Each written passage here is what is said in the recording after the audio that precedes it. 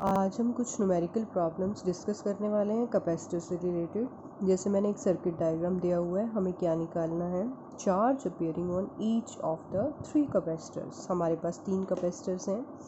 Capacitor ए जिसकी capacitance है 8 microfarad, B capacitor 4 microfarad का है और सी कैपेसिटर भी 4 माइक्रोफेराड का है और इनको हमने 12 वोल्ट की बैटरी से ज्वाइन किया हुआ है। तो सबसे पहला हमारा काम है कि ये देखना कि कौन से कैपेसिटर सीरीज़ में हैं और कौन से पैरेलल में हैं। तो अगर आप एज्यूम करते हो कि करंट यहाँ से स्टार्ट हुआ, जब एक कैपेसिटर में से करंट यहाँ इस पॉइंट तक आया, आगे उसके 2 पार्ट हो गए, इसका मतलब बी कैपेसिटर और सी आपस में कैसे हैं, पैरेलल में हैं। तो B and C are in parallel और पैरेलल में है तो उनका हम क्या निकाल सकते हैं, इफेक्टिव कैपेसिटेंस Cp। और Cp किसके इक्वल होगा, 4 microfarad plus 4 microfarad which is equal to 8 microfarad. इसका अगर मैं इक्विवेलेंट डायग्राम बनाऊं तो क्या बनेगा,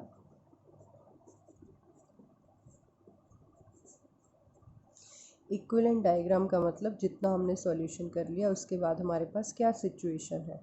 वो हमारे पास ये सिचुएशन है कि एक मेरे पास ए है कैपेसिटर जिसकी कैपेसिटेंस है 8 माइक्रोफैरड, एक मैंने बी और सी का पैरेलल कॉम्बिनेशन ले लिया जो सीपी के रूप में आ गया और उस सीपी की वैल्यू कितनी है, 8 माइक्रोफैरड, 12 वोल्ट की बैटरी। अब आप एज्यूम करके देखो, बैटरी से जो चार्ज फ्लो करेगा दोनों कैपेसिटर में से सेम करेगा, इसका मतलब दोनों किस में हो गए, सीरीज़ में हो गए। तो ए और C P are in series. तो सीरीज़ का क्या फॉर्मूला है, 1/CS is equal to 1/A plus 1/CP। Values put कर दो, दोनों की ही वैल्यूज़ क्या है, 8 है, एलसीएम ले लिया आपने। तो CS की वैल्यू क्या आ जाएगी, 8/2 दैट इज़ 4 माइक्रोफैरेड। लेकिन हमसे कैपेसिटेंस नहीं पूछी गई थी, वैसे इफेक्टिव कैपेसिटेंस ही आ चुकी है।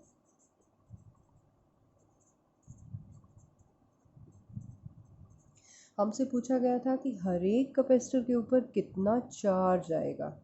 तो हमें क्या पता है, टोटल चार्ज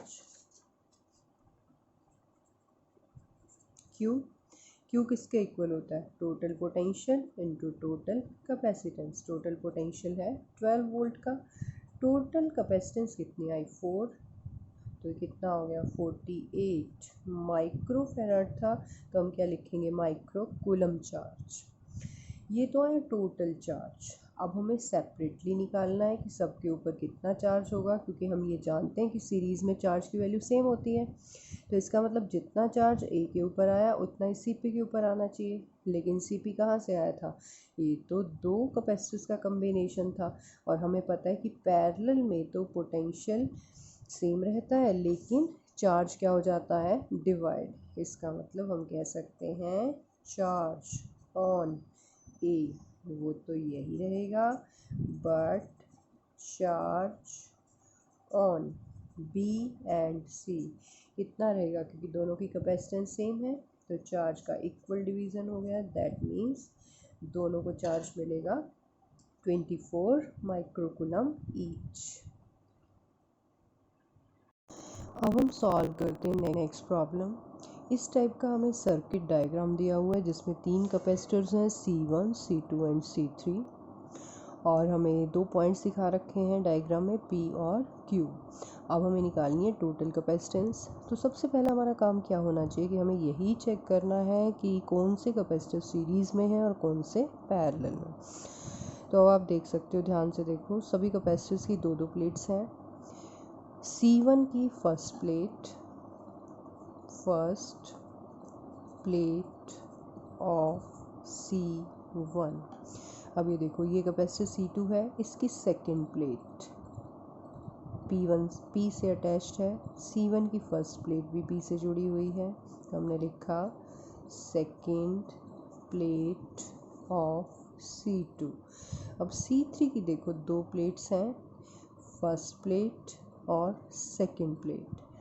फर्स्ट प्लेट से ये जो वायर जा रही है ये फिर से कहाँ अटैच्ड है, P पॉइंट से, तो हम कह सकते हैं first plate of C1, second plate of C2 and first plate of C3 are connected to point P। और बाकी जो बच गई प्लेट्स, इसकी सेकेंड, इसकी फर्स्ट, इसकी सेकेंड, वो कहाँ से जुड़ी हुई हैं? क्यू पॉइंट से। देखो इसकी सेकेंड क्यू से जुड़ी हुई है, इसकी फर्स्ट प्लेट वायर के थ्रू क्यू से जुड़ी हुई है, C1 की सेकेंड प्लेट, तो इसका मतलब एक एक प्लेट तो P पॉइंट से जुड़ी हुई है, बाकी की प्लेट्स जो रिमेनिंग प्लेट्स हैं वो कहाँ जुड़ी हुई हैं? Q पॉइंट से। तो इससे क्या क्लियर हुआ कि तीनों के तीन कैपेसिटर्स आपस में कैसे हैं? पैरेलल में है। The remaining plates of C1, C2 and C3 are connected to Q point. That means all the three capacitors are in parallel. So effective capacitance क्या होना चाहिए? पैरेलल का फॉर्मूला लगा दो, C1 plus C2 plus C3, this is the total capacitance of this combination. अब हम कर रहे हैं नेक्स्ट प्रॉब्लम। एक सर्किट डायग्राम हमें दिया हुआ है जिसमें तीनों कैपेसिटेंसेस की वैल्यूज़ गिवन है। हमें तीन पॉइंट्स गिवन है A, B and D। We have to calculate the total capacitance between point A and B and next one the total capacitance between point A and D। Same circuit होते हुए भी अगर हम points change कर दें तो हमारा answer different आएगा। पहले हम फर्स्ट पार्ट करते हैं। हमें किसके बीच की कैपेसिटेंस निकालनी है? A और B। तो जहाँ से आपका पॉइंट स्टार्ट होता है समझ लो वहाँ से चार्ज का फ्लो हमने स्टार्ट करवा दिया। अगर यहाँ से कोई क्यू चार्ज स्टार्ट होता है तो C2, C3 और C4 तीनों में से वो चार्ज कैसे जाएगा? सेम जाएगा। तो इससे ये क्लियर हो गया कि जो आपका C2 है, C3 है और C4 है, ये किस में हो गए? ये हो गए सीरीज़ में। और सीरीज़ में फॉर्मूला क्या बनता है? 1/CS is equal to 1/C2 plus 1/C3 plus 1/C4। अगर मैं वैल्यूज़ पुट कर दूँ, C2 की वैल्यू कितनी है? C2, C3, C4 सब की वैल्यू कितनी है? 9 माइक्रोफेराड। तो 1/9 प्लस 1/9 प्लस 1/9 कितना आ गया? 3/9। अब हम इसको इन्वर्ट कर देंगे, रिवर्स कर देंगे। अब देखो हमारा CS किसके इक्वल आ जाएगा? 9/3, दैट मीन्स 3 माइक्रोफेराड। अब ये जो हमारा था पॉइंट A, पॉइंट B जिसके बीच में एक कैपेसिटर है C1, बाकी तीनों का जो इफ़ेक्टिव कैपेसिटेंस है वो कितना आ चुका है?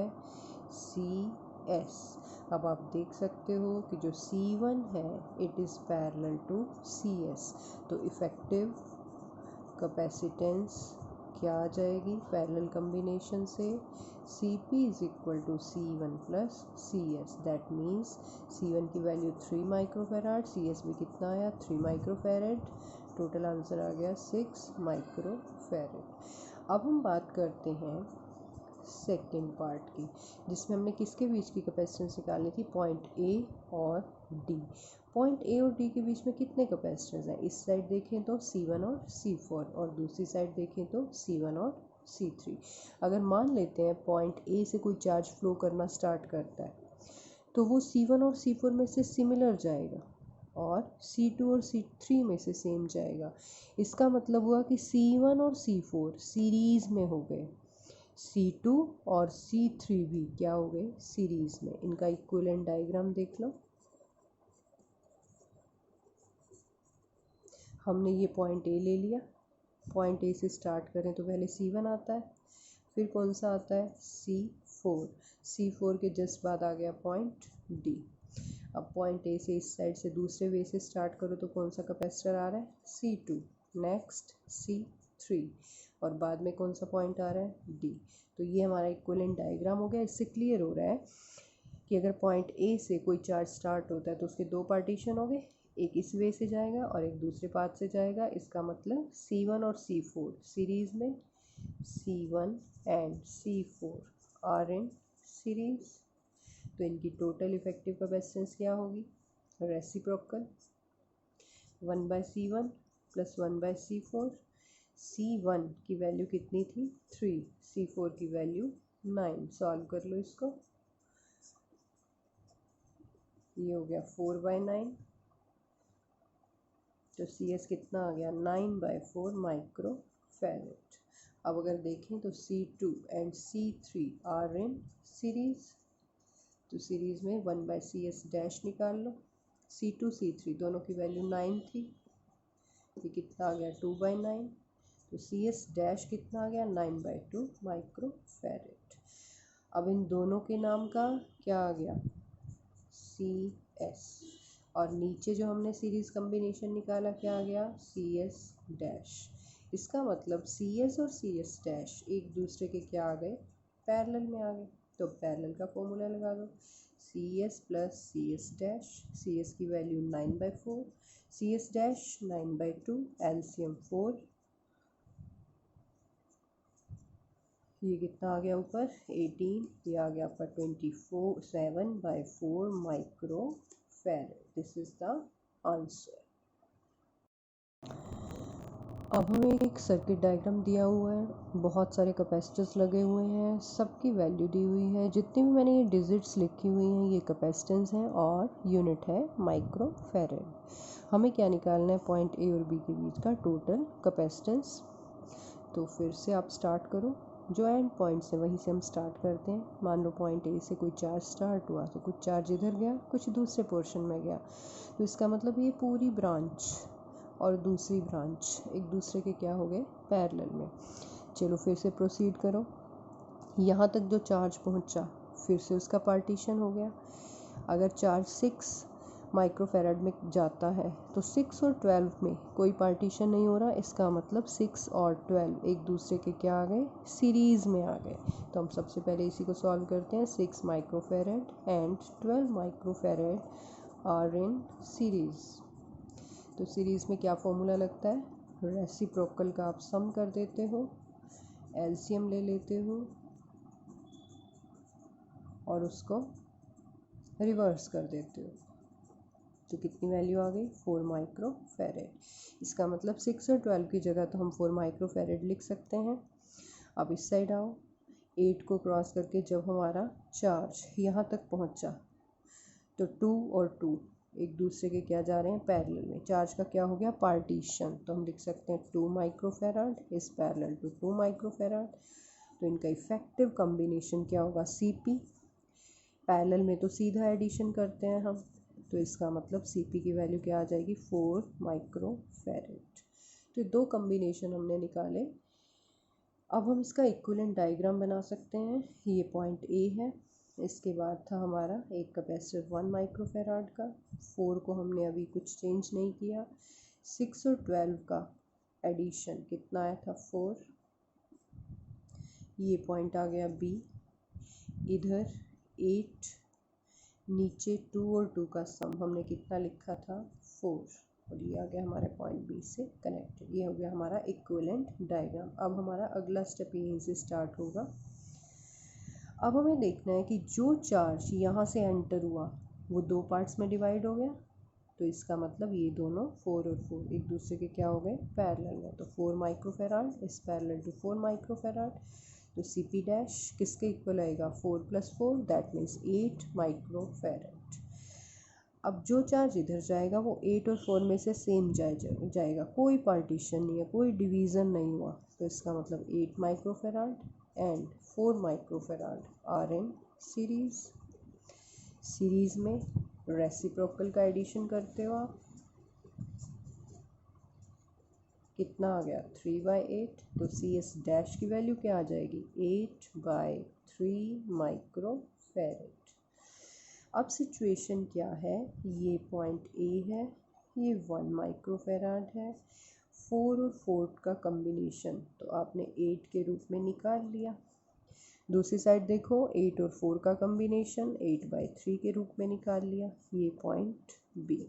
और ज़्यादा क्लियर हो रही है सिचुएशन कि ये जो 1 है और 8 है एक दूसरे के सीरीज़ में है, अगर यहाँ से चार्ज एंटर करता है तो दोनों में सेम जाएगा, तो 1 and 8 आर इन सीरीज़, तो सीरीज़ में तो रेसिप्रोकल का सम होता है 1 + 1/8, दैट मीन्स 9/8, तो CS डबल डैश क्या आ जाएगा 8/9 माइक्रोफैरेड।